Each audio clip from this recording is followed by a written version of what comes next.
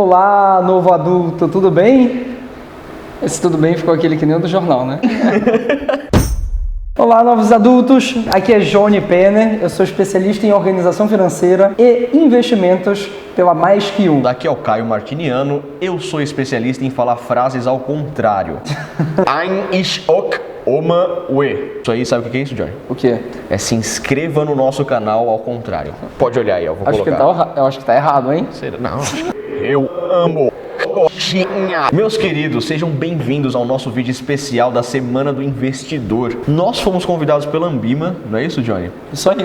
Para fazer um vídeo para essa semana tão especial, falando um pouco de investimentos para vocês. Só que assim, aqui na Mais Que Um, a gente gosta de primeiro organizar para depois investir. Perfeito. Então a gente vai unir essas duas coisas. Legal, então vamos começar? Vamos nessa. Eu quero revelar o novo conceito da teoria moderna do planejamento financeiro. E a gente vai falar um pouquinho aqui de onde investir e do que significa cada investimento que a gente vai estar dando como recomendação. Então fica aqui com a gente até o final, tá bom? Não perde nenhum pedaço, porque todas as etapas são super importantes. Mas sem dúvidas. O que compõe esse novo conceito? Bom, o conceito da teoria moderna do planejamento financeiro, ele traz 3 reservas importantes, Caio, que a gente precisa ter para a nossa vida. Antes da gente falar sobre o conceito, eu queria trazer um pouquinho sobre a importância do planejamento financeiro. Você já parou para se perguntar por que é importante a gente fazer um planejamento financeiro? E aí eu quero trazer junto algumas provocações. Primeiro, digamos que você está com as suas contas organizadas, está pagando tudo em dia, não está usando cheque especial, mas aí, por um acaso do destino, alguém bateu seu carro e você não viu quem foi e a pessoa foi embora. A parte legal, pelo menos, que a batida foi forte. A parte legal é essa? Imagina a parte que não é legal. Na verdade, a parte legal não é que a batida foi forte, mas que, apesar da batida ter sido forte, o nosso coleguinha, bora chamar de Joãozinho, o nosso coleguinha Joãozinho, ele tinha seguro. Ele estava protegido. Agora, ele acionou o seguro dele, informou o que aconteceu, mandou as fotos, abriu o sinistro, só que tinha um porém. O Joãozinho sempre precisava... tem, né? Sempre tem um porém. Tem. Sempre existe esse porém. Qual o Joãozinho precisava pagar a franquia do seguro, ou seja, o seguro ia pagar todos os 15 mil reais do conserto, mas para isso, o Joãozinho tinha que pagar 3 mil reais do bolso dele. Sempre assim. Eu tô triste pelo Joãozinho. E aí, sabe o que aconteceu, Caio? O quê? O Joãozinho não tinha se programado para gastar esses 3 mil reais. E aí, ele teve que usar do cheque especial, pagando uma taxa de 12% ao mês. Que se ele deixar 3 mil reais numa taxa de 12% ao mês, parado por um ano, você sabe quanto vira isso? Digo já. Depois do comercial, se você pegar HP ali na minha mochila. Pega HP, vamos descobrir. 200 milhões de reais. Mentira. Mas é tão assustador quanto o valor, vocês vão ver. 11.687,92. Putz grila, cara. Olha isso, meu amigo. O Joãozinho, olha o coitado. Imagina que ele precisa usar o carro. Não tem opção. Teve que tirar os 3 mil do cheque especial e ele não tem condição de cobrir esse valor e, sei lá, alguma coisa acontece, ele precisa deixar lá essa conta corrente que ele usou cheque especial parada por um ano. Tá usando outra com o dinheiro que ele ganha mensalmente e, putz, não consigo ver isso agora. Deixou lá. Quanto, Johnny, que ele vai ter no final do ano? Bom, depois de um ano, se ele não pagar nenhum real desse dinheiro que ele pegou emprestado, ele vai estar devendo para o banco R$11.687,92.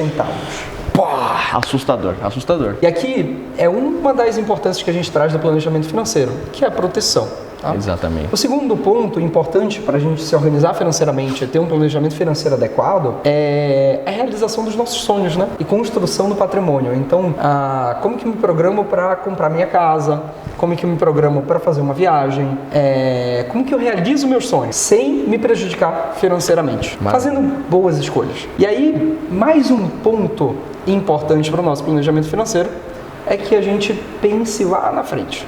Então, hoje eu estou trabalhando, eu tenho a minha renda mensal. Tenho saúde, eu estou confortável, mas e daqui 20, 30 anos, Caio? Será que eu vou estar empregado? E é muito difícil esse exercício de pensar no longo prazo, vai de contra ao hábito que nós seres humanos temos. A gente tem o costume de, se o meu cenário atual tá bem, eu projeto que daqui 20 anos também estará tudo bem, então não preciso me preocupar. E aí o planejamento financeiro vem de uma maneira muito importante para te ajudar a se organizar melhor para todas essas questões que a gente trouxe e muito mais. E é por isso que o conceito da teoria moderna do planejamento financeiro, ele traz de forma atual 3 reservas importantes que você precisa ter para você se programar para tudo isso que a gente acabou de falar.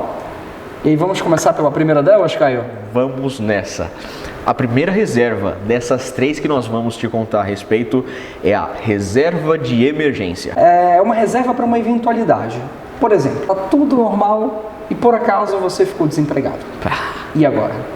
Ou é um empreendedor e o seu negócio foi por água abaixo. Ou então teve um problema de saúde na família. E aí você precisa acessar algum dinheiro que não estava preparado para acessar. Até, você pode até falar, mas eu tenho um plano de saúde, tudo bem, mas e se os remédios forem muito caros? Como que você vai fazer? Ou no caso de um acidente, como a gente falou ainda há pouco. Também. Você tem o seguro, mas aí tem que pagar a franquia.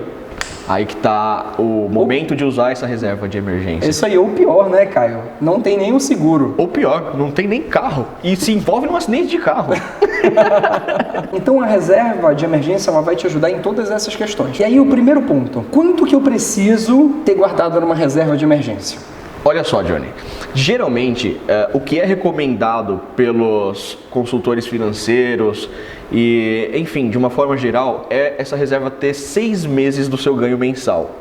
Ou seja, se você ganha R$1.000 por mês, você ter R$6.000 guardados para caso aconteça algo nesse sentido que a gente deu de exemplo agora. Mas aqui na Mais Que Um, eu estou dizendo isso, não sei se você concorda comigo, vamos ver se é a Mais Que Um ou se é só o Caio Martiniano falando.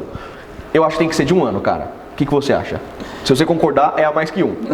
Se você discordar, é o Caio. O que você acha? É isso mesmo, Caio. 1 ano. De acordo com uma pesquisa feita pelo SPC, a maioria dos brasileiros demoram, em média, 12 meses para se recolocar profissionalmente. Então, a sugestão é que, no mínimo, a sua reserva seja de 6 meses e o ideal é que ela seja de 12. E se você puder, aumentar até um pouquinho. Deixar 18 ou 24 meses. Mas 12 já é um bom número, viu, Caio? 12 meses de salário, de renda. E aqui a gente tem que ter um cuidado muito grande, porque às vezes a gente pensa, putz, o meu salário ele é R$3.000. Perfeito. E aí eu vou guardar 12 vezes 3, vai dar R$36.000. Mas você esqueceu de colocar aqui, por exemplo, se você ganha adicional noturno, vale refeição, vale alimentação, hora extra, insalubridade, etc. e tal. Então, o importante é você considerar não quanto você ganha na sua carteira de trabalho, mas o valor que você tem de gastos ou de receita mensal, tudo que entra. Vou levar o último exemplo que a gente teve. Se você ganha R$3.000, precisa de uma média de 36 mil. Aí você pode falar, Johnny, como que eu vou tirar 36 mil para fazer uma reserva de emergência? Você não vai tirar dinheiro do bolso do dia para a noite. O importante é você constituir essa reserva de emergência ao longo do tempo. Exatamente. Tá bom? Então você pode se programar para tirar parte do salário e ir direcionando mensalmente algo que não vá prejudicar a sua renda até formar essa reserva de emergência. Isso leva tempo, galera. É um desafio, de fato. Você vai ver que, putz, estou aqui penando. A ideia de investir, ela funciona da seguinte forma. A gente imagina que você está aqui no ponto A e você vai chegar no ponto B e vai ver todo esse percurso, mas não é na prática. É um negócio meio assim. Você fala, putz, cara, mas aí não está subindo. Tá? De repente você vê o resultado. Você começa a ver o juros sobre juros trabalhando. Não pense que vai ser fácil. Você vai estar no 3º mês poupando e falando, tem R$600 aqui, quer saber? Dane-se. Não chuta o balde. E aí, se você quiser um ponto de partida, por exemplo, mas quanto que eu devo começar do meu salário guardando? Eu gosto muito do conceito, Caio, do 70-30. Você conhece esse conceito? Me toca um sino. Eu acho que você já me falou desse conceito, mas me refresca a memória. Ele funciona da seguinte forma. A ideia é que você não deixe de viver o presente para viver o futuro. Mas também você, enfim, não deixe o futuro de lado, né? Então a ideia é que 70% da sua renda ela seja focada para organizar suas contas do presente. Então, para você ir no cinema, para você pagar suas despesas de casa, como aluguel, luz, telefone, internet, etc. e tal. E os outros 30% a gente vai organizar para as 3 reservas que a gente está falando aqui. E como são 3 reservas, claro, quem vai definir no final das contas é você. Mas a gente pode colocar 10% em cada uma delas. 10. É um número justo. O que eu recomendaria, focar somente na reserva de emergência primeiro. Terminou a de emergência, aí você começa a pensar nas outras 2. Legal. Você tem todas essas possibilidades, o que é melhor, você que tem que decidir. Mas A de emergência é crucial, cara. Legal. Começa guardando 30% do teu salário até formar a reserva de emergência. E depois de formada a reserva de emergência, aí você vai... E 15 para Você vai colocando 15 para as outras duas, ou então da forma que você achar melhor, de acordo com o seu momento de vida. Eu vou pegar 30% dos meus 3 mil reais e vou reservar todo mês. Nessa reserva que você aí me falou que é de emergência. Então, 900 reais eu tirei e comecei a guardar. Aonde que eu ponho esse dinheiro? Aonde? Debaixo do colchão. Eu acho que é legal. Eu coloco o meu lá. Cara, juro que esses dias eu coloquei 100 reais. Quando eu fui olhar, tinha 100 reais uma moeda de 10 centavos. Então meu colchão tá me remunerando. Cara, aconteceu quase o mesmo comigo. Eu coloquei 100 reais debaixo do colchão e quando eu fui olhar, minha mãe tinha gastado. Para uma reserva de emergência, é importante que a gente coloque o dinheiro em investimentos que a gente chama de alta liquidez, ou seja, você tem acesso a esse recurso a qualquer momento de maneira justa. Exatamente. Ou seja, em D0 ou no máximo D1. O que D0 e D1 significa? D0 é hoje está na sua mão ou no máximo amanhã, no próximo dia útil, no caso. Isso é o D1, o dia mais um dia. Então vamos colocar um exemplo para ficar mais claro, Caio? Com certeza. Se eu invisto comprando um imóvel, ele tem alta liquidez? Não tem. Por quê? Mas se eu quiser, eu não posso vender ele amanhã? Pode, e pode acontecer mesmo, mas pode acontecer de demorar 8 meses para você vender esse imóvel. E se eu quiser vender ele rápido para pegar o dinheiro? Aí você se ferrou, meu amigo. Vai ter que vender abaixo do preço, né, de Vai mercado. ter mesmo. Então não é um valor justo, então esse não é um investimento de alta liquidez. Então, Johnny, quais são os investimentos de alta liquidez e baixo risco para que eu tenha formado a minha reserva de emergência? Aqui a gente vai trazer alguns para vocês. O CDB, a letra de câmbio, o Tesouro Direto, até a tradicional poupança. Não sai do vídeo. Que eu vou fazer as ressalvas ainda. A gente vai falar da poupança, mas é um bom investimento, vocês vão entender. Fundos de investimentos, DI também. Fundos daí. E aí, vamos falar um pouquinho sobre cada um deles, Caio? Vamos nessa, maravilha. CDB. CDB. O CDB, ele nada mais é que um empréstimo que você faz para a instituição financeira, ou seja, para o seu banco. Tá? Então, você vai emprestar um dinheiro, por exemplo, para os grandes bancos, para o Itaú, para o Santander, para o Banco do Brasil, até para os pequenos bancos. E os pequenos bancos, eles tendem a te remunerar um pouco melhor. Maravilha. Nesse CDB. Eles precisam um pouco mais. Eles precisam mais. E o risco desse banco quebrar maior. Mas, Johnny, você não falou que reserva de emergência tinha pouco risco? Sim, porque o CDB ele é garantido, Caio, pelo Fundo Garantidor de Crédito. O Fundo Garantidor de Crédito é uma organização criada pelo governo, mas ela não é pública, ela é privada. Ela é uma associação entre os bancos e mensalmente eles colocam um pouquinho dos valores que estão investidos, um percentualzinho muito pequenininho que você não percebe, para gerar uma certa segurança para o mercado financeiro. Ou seja, se um dia, por exemplo, você colocar o seu dinheiro, como no CDB que a gente estava falando, num valor de até 250 mil reais por CPF por conta, o FGC ele garante o seu dinheiro de volta. Garante o dinheiro em CDB, em conta corrente, em conta poupança, em letra de câmbio, e pelo LCA, LCI, enfim, uma infinidade de investimentos que, quando a gente for falando aqui ao longo do vídeo, a gente já vai te falando se você vai ter a garantia do FGC, tá bom? Ou seja, o seu colchão não tem FGC, não tem, pode ter certeza. Se colocar o dinheiro lá, sumiu, você não vai bater na porta do FGC, eles vão falar, putz, beleza, toma aqui seu dinheiro de volta. Não acontece, infelizmente. É isso aí, CDB cara. é mais seguro. É mais seguro. Então, o CDB você empresta o dinheiro para o banco usa o dinheiro que você emprestou para emprestar para um cliente, ele é remunerado pelos juros desse cliente e uma parte desses juros ele dá para você. Perfeito. Tesouro Direto, vamos falar dele? Tesouro Direto, legal. Tesouro Direto nada mais é, Caio, do que uma dívida do governo. Então, quando você compra um título do Tesouro Direto, você está emprestando dinheiro para o governo e o governo vai te remunerar por isso. A mesma coisa que a gente viu ainda há pouco com os bancos. Com o CDB. Mas o CDB é dos bancos e o Tesouro Direto é do governo. É do governo, isso mesmo. E qual que não tem fundo garantidor de crédito no Tesouro Direto? Porém, mas o Tesouro Direto, a gente costuma dizer que ele é um ativo livre de risco. Ou seja, é o ativo mais seguro que você pode comprar mais do que a poupança. Hoje. Ainda mais que a poupança. Mais do que a poupança. E mais legal, ele tem menos risco que a poupança e te remunera melhor. Exato. Mas é importante aqui que, como a gente está falando de reserva de emergência, a gente se atente, porque tem vários tipos de tesouro direto. E o mais seguro deles, para você colocar como reserva de emergência e tirar a qualquer momento, é o Tesouro Selic, tá bom? Não vai colocar num tesouro pré-fixado, porque se você tirar a qualquer momento, você tem risco de perda, mas não é o tópico para esse vídeo. A gente fala em outro momento, caso você queira, manda perguntinha aqui embaixo, pode né, cara? comentar. O Selic, ele te remunera pela taxa básica de juros. Você ouve falar disso nos jornais. A taxa caiu, recentemente caiu para 5,5%. Até então estava 6% a Isso taxa aí. Selic. O Copom recentemente diminuiu e o Tesouro Direto remunera exatamente essa taxa. Um pouquinho menor, porque existem duas taxas Selic, a over e a meta. A que você ouve falar é a meta, a que está 5,5. A que o Tesouro Selic vai te remunerar é a Selic over, que é um pouquinho menor, mas assim...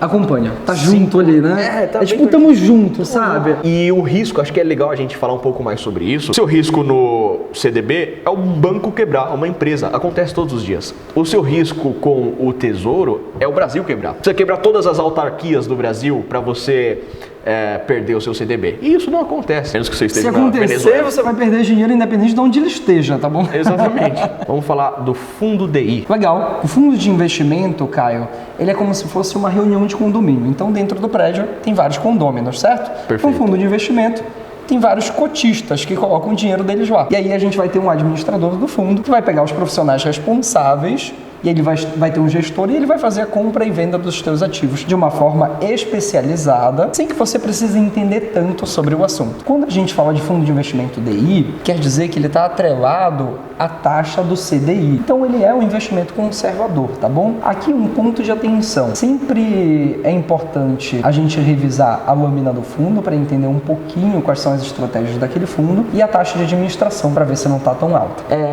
É importante lembrar que o fundo de investimento ele não conta com a garantia do fundo garantidor de crédito, tá bom? Boa. Aí você pode pensar, Caio, putz, mas se não conta com a garantia do fundo garantidor de crédito, eu tenho um risco maior. Uma coisa legal aqui é que todo fundo ele tem um CNPJ, assim como o seu prédio, o seu edifício, ele tem um CNPJ. Então, digamos que o administrador do fundo ele venha a falir, a empresa venha a quebrar, entre num escândalo e vocês decidam trocar. Você pode ficar super confortável, Caio, porque vem uma outra empresa para administrar e todos os ativos que estão dentro do fundo são seus. Então eles continuam seus, não tem mudança nenhuma. O administrador pode quebrar, sair, ser trocado, enfim. Pode acontecer milhares de coisas com ele. O seu dinheiro está garantido. O seu dinheiro está garantido pelos ativos. Então, se você tem ativos lá em CDB, em Tesouro Selic, em Tesouro Pré-fixado, os seus ativos estão ali. E aí, eles são seus. Eu acho que para ficar bem claro mesmo, é mais ou menos assim. Você tem um apartamento em um prédio. Esse prédio é administrado por uma empresa. A empresa quebrou, outra entra no lugar, o seu apartamento é seu, ele continua lá, não tem nenhum Perfeito. dano. É isso que a gente está querendo mostrar com a garantia que o fundo de investimento te entrega. A gente pode falar da letra de câmbio agora. A letra de câmbio, assim como o Tesouro Direto, o CDB, são títulos de dívida, a letra de câmbio também. Mas quando o CDB ele é uma dívida da instituição financeira e o Tesouro Direto é uma dívida do governo, a letra de câmbio é uma dívida de entidades financeiras, tá bom? O legal é que a letra de câmbio ela tende a te remunerar um pouco melhor do que o CDB, então vale dar uma procurada e ela também tem a garantia do FGC. E por fim, mas não menos importante, ou talvez um pouco menos importante, a poupança. O pessoal tem um pouco de preconceito hoje em dia com a poupança, já foi tão querida, já foi a queridinha do Brasil, mas hoje todo mundo mete o pau na poupança. Tem seu lado bom. Tô brincando. Defende aí. Eu vou tomar um café. Tem sim. O legal da poupança, Caio, é que ela é muito simples, então é um investimento mais tradicional hoje aqui no Brasil. Então é fácil de entender. Você coloca seu dinheiro lá, tem uma rentabilidade mensal, por mais que seja uma rentabilidade super baixa, comparado aos demais investimentos, às vezes não cobre nem a inflação.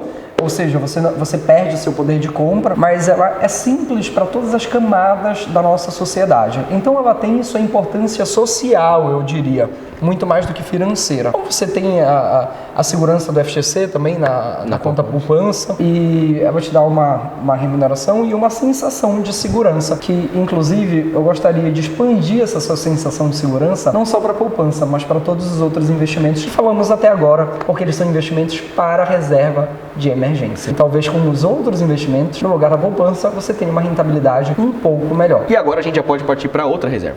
Segunda reserva, tá preparado para escutar? Brum. Reserva da independência financeira. Olha que bonito, é até gostoso falar isso. Independência financeira. É o momento da gente pensar que juntos, Caio, em liberdade de escolha. É o momento em que você atinge o seu objetivo de tomar suas próprias decisões. Como, por exemplo, a partir de hoje eu não quero mais trabalhar na empresa que eu trabalho e quero abrir um negócio. Ou então, a partir de hoje eu quero sair da cidade onde eu moro e morar em outro país, ou no interior, ou viver na praia.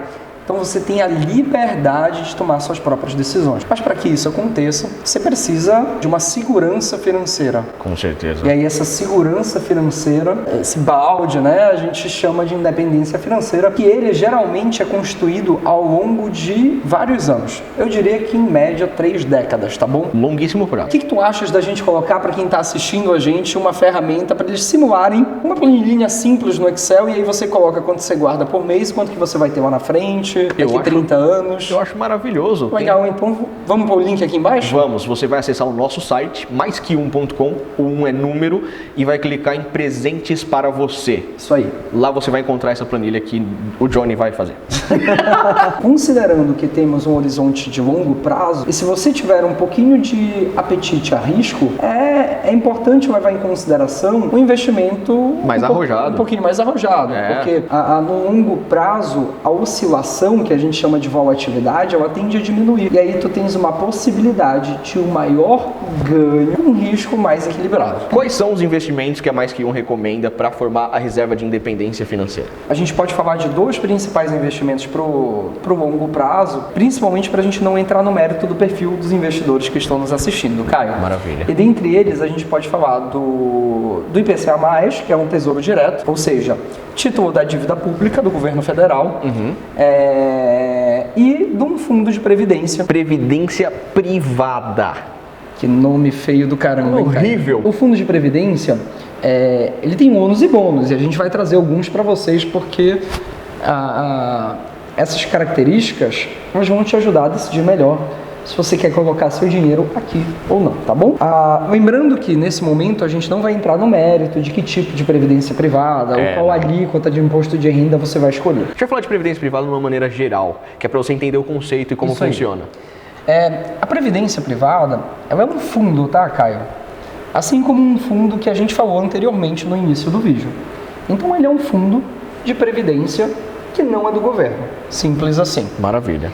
Johnny, então por que eu coloco num fundo de previdência e não num fundo de investimentos? E aqui vem algumas diferenças. A primeira delas, e eu acho que é o grande bônus e o grande diferencial do fundo de previdência, é que ela é o único investimento hoje que não entra para inventário. Então, se acontece alguma coisa com você, caso você venha a faltar, a tua família tem um acesso imediato. Praticamente imediato. Geralmente leva até 30 ou 60 dias, dependendo da instituição. Semelhante ao seguro de vida, por exemplo. Isso. Quase como um seguro, mas com o dinheiro que você colocou lá. Maravilha. E aí a tua família entrega a documentação, depois da documentação completa, eles recebem em até 60 dias. Outra coisa legal aqui é que você pode definir para quem você quer deixar esse dinheiro. Então, eu não quero deixar o dinheiro do fundo de previdência para minha família, eu escolho um beneficiário. Deixar pro meu cachorro. Eu quero deixar pro meu cachorro. Você escolhe o seu beneficiário e escolhe o percentual de quanto cada um vai receber. Por exemplo, eu quero deixar 30% para minha tia e 70% para minha sobrinha, um exemplo. Não quero deixar para minha mãe, para meu pai, para minha esposa, para meu marido. Enfim, a decisão é totalmente sua. Você vai dar os dados da pessoa. Caso você venha a faltar, elas recebem numa proporção que você vai ter escolhido no momento da contratação. E não menos importante do que a reserva de emergência e a reserva de independência financeira é a reserva de realização de sonhos e construção de patrimônio, Johnny. Antes da gente falar dessa reserva de realização de sonhos, eu quero lembrar a todas as pessoas que estão assistindo a gente agora a se inscrever efetivamente no canal. Se você não se inscreveu lá no começo, essa é a hora. Então vamos falar da reserva de realização de sonhos e construção de patrimônio. Legal. A gente precisa cuidar para as nossas realizações, né, Caio? Exatamente. Então, o que entra nessa reserva? Projetos como quero trocar de carro, quero comprar uma Disney. Casa nova, quero ir para Disney. Então, tudo isso entra nessa terceira caixinha, nessa terceira reserva que você vai se programar para alcançar seus objetivos. Maravilha. É uma reserva linda. Então, eu acho que nessa reserva, Caio, o que a gente podia fazer para ficar bacana? Você traz para mim alguns exemplos enfim, de sonhos que você tem ou que alguém que você conhece tem, e aí eu vou te falando, ou a gente vai pensando juntos como a gente poderia se organizar para investir nosso dinheiro e alcançar esse objetivo. O que você acha? Eu acho incrível essa ideia. Vamos pegar de exemplo então, ir para Disney. É um sonho bem generalista aqui no Brasil. Como a pessoa pode se preparar para conseguir ir para Disney? Eu acho que o mais importante, Caio, quando a gente pensa em viajar para outro país, até mais importante do que guardar dinheiro, é pensar no nosso poder de compra. E o que é pensar no nosso poder de compra? Pensa que, por exemplo, você guardou 10 mil reais para viajar para Disney, para ir para os Estados Unidos, e o dólar hoje está R$2. Maravilha. Tá? Então, quantos dólares você consegue comprar com esses 10 mil reais? $5.000. Legal. E aí você guardou seu dinheiro, ele está lá em casa, está na poupança, num CDB, alguma coisa do tipo. Aí você vai lá sacar, acontece alguma coisa no mercado financeiro. E o dólar? E o dólar sobe. Vira e aí 4. ele sai de R$2 e sobe para 4. Claro, muito difícil que isso aconteça de um dia para o outro. De 2 para 4. Mas só para ilustrar, né? Só para ilustrar, isso mesmo. Até porque o Banco Central ele tem uma trava que, se eu não me engano, é de 6% ao dia. Mas pensa que, por exemplo, você não tem o dinheiro todo. Você está guardando mensalmente. Então, pode ser que ele aconteça... Oscilações de 6 e o dólar vai subindo. Então, se o dólar subir para R$4, com os mesmos 10 mil reais, quantos dólares você compra? 2.500 apenas. 2.500. Então, um dia para o outro, um tempo para outro, seus 5 mil dólares se transformaram em 2.500 dólares. E o seu poder de compra nos Estados Unidos caiu pela metade. Perfeito. Então, como que a gente pode fazer para evitar que isso aconteça? Tem duas formas, tá, Caio? Então, a primeira delas eu acho que é mais simples para quem já tem certeza que vai viajar, já comprou a passagem, já está tudo certo. Você pode simplesmente comprar todo mês alguns dólares. Compra a moeda, efetivamente. Compra a moeda, efetivamente. Você sabe para onde você vai. Então, eu tô guardando R$500 todo mês para essa viagem. E aí eu vou guardar durante 20 meses. Então, todo mês eu vou pegar esses R$500 e eu já compro o dólar. Por quê? Porque por mais que ela suba ou caia... Na média... Você vai garantir uma média. E aí você garante seu poder de compra. Exato. Você não leva tanto impacto com uma eventual oscilação da moeda. Para deixar bem ilustrado, melhor do que você guardar o dinheiro durante os 20 meses num CDB para depois sacar e comprar o dólar de uma vez, você compra a própria moeda mensalmente e você vai ter oscilação, mas na média seu poder de compra não fica tão impactado caso tenha uma grande oscilação de dólar nesses 20 meses. Isso aí. E aí, Caio, digamos que você está se organizando, você quer viajar para o exterior, para os Estados Unidos nesse caso, mas você não tem certeza que vai fazer essa viagem. E aí, se você não tem certeza, não vale a pena você ir na casa de câmbio comprar os dólares, porque se você compra o dólar e aí depois você não vai utilizá-lo e tem que vender, tu tens um risco muito grande dessa oscilação. Você pode investir em fundo cambial. O fundo cambial, ele tende a seguir a oscilação das moedas, sem que você tenha que comprar efetivamente o dólar, ou o euro, ou o que seja. E o mais legal é que nesse investimento no mercado financeiro, que é o fundo cambial, inclusive você pode começar a investir a partir de R$1.000, além de você conseguir comprar R$1.000, você não está sujeito àquela diferença de compra e venda quando você compra a moeda efetivamente, porque eu acho que você já foi na casa do câmbio, você na mesma hora perguntar quanto que paga para comprar e quanto que paga para vender, tem uma diferença enorme ali, que é o spread, né? É o que a casa está ganhando. E aí é só importante que no fundo cambial que você faça seu investimento, você leia a lâmina e entenda se realmente o objetivo dele é seguir a oscilação daquela moeda e se ela vem realmente cumprindo no passado, e aí a minha sugestão é que você olhe os últimos 36 meses, o tracking significa se realmente o dólar valorizou, se o fundo conseguiu acompanhar essa valorização, desvalorizou, maravilha. Foi junto. Quanto mais perto ele estiver do benchmark dele, quanto mais perto ele estiver daquela referência, seja o dólar, seja o euro, dependendo de cada fundo, enfim, mais propício para você manter o seu poder de compra. Um dos sonhos que as pessoas têm, ele está atrelado diretamente à construção de patrimônio, que é ter uma casa para investimento, não para moradia necessariamente. O cara quer ter uma casa para ele alugar e viver do aluguel daquela casa. Mas existe uma alternativa para isso, é o fundo imobiliário. Tem pessoas que preferem, de fato, fazer um investimento no imóvel, colocar para alugar, mas lembrando que esse investimento tem alguns riscos, né? Sim, exatamente. Como, por exemplo... Vacância, acho que é o maior. Perfeito, o risco de vacância. Então, se eu estou pensando em colocar para alugar, pode ser... O que é o risco de vacância, né? Se eu estou pensando em colocar esse imóvel para alugar e não conseguir ninguém para alugar o imóvel, o que acontece? No lugar de eu ter um investimento, eu tenho um passivo, ou seja, eu tenho que pagar o IPTU, o condomínio. Para mitigar, ou seja, diminuir esses riscos, Caio, a ideia é que a gente coloque, por exemplo, num fundo de investimentos, num fundo imobiliário, porque o fundo imobiliário tem algumas vantagens, como por exemplo, lembra que um fundo ele é como se fosse um condomínio, tem várias outras pessoas investindo contigo? Então, digamos que você e essas milhares de outras pessoas se juntaram num fundo imobiliário e compraram vários apartamentos, que é o fundo, né, que compra, enfim, que faz essa administração para você.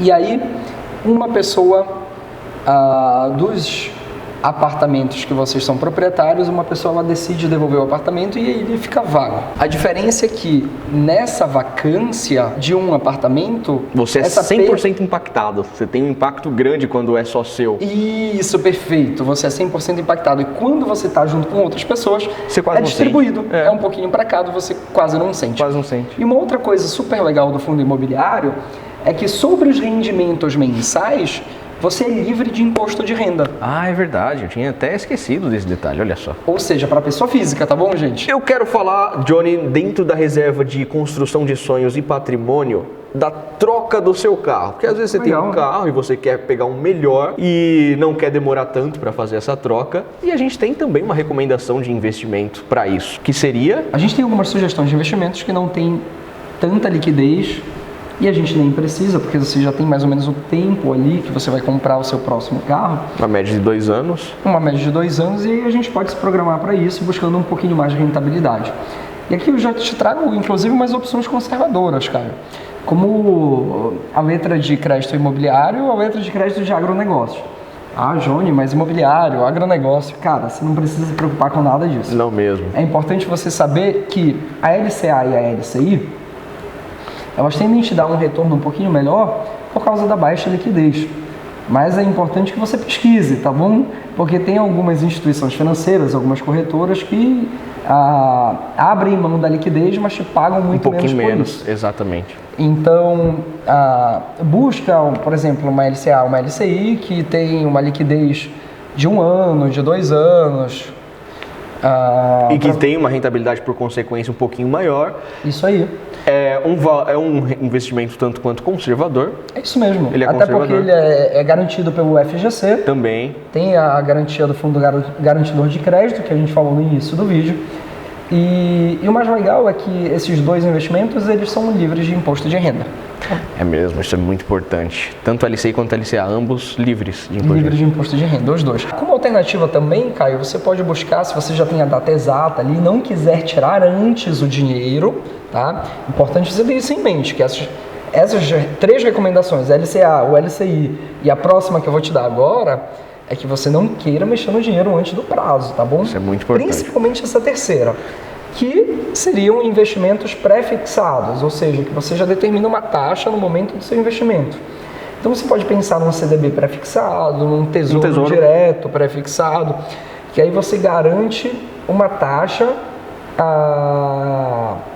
fixa. Imaginando que você respeitou a reserva de emergência, é difícil você precisar mexer no seu LCI, no seu LCA ou no seu tesouro pré-fixado. Legal. Então é importante você ter em mente tudo que a gente está falando e a construção de cada passo, não querer pular etapa. Não, eu quero trocar meu carro, dane-se a reserva de emergência, eu quero trocar meu carro, vou no LCI. Aí acontece alguma coisa, você tem que mexer, perde o valor que você colocou no investimento inicial.